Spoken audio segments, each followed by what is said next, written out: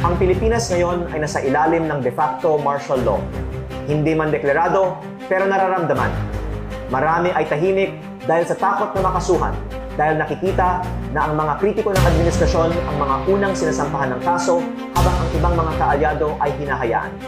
Dahil dito, ang ibang mga batas ay inaaprubahan ng walang debate at may mga bilyon-bilyon pisong mga budget na hindi kinakwestiyon. Kasama dito ang mga pambayad para sa ibang mga media at social media personalities at mga troll farms na nagpapalaganap ng fake news at umaatake sa mga kritiko ng administrasyon. Ganito din sa panahon ng martial law ni dating Presidente Ferdinand Marcos Sr. Ngunit maraming mga miyembro ng oposisyon, civil society at pribanong sektor ay lumaban sa diktatura. Kahit maraming itinulong, umalis ng bansa at ginipit ang negosyo, hindi sila sumuko.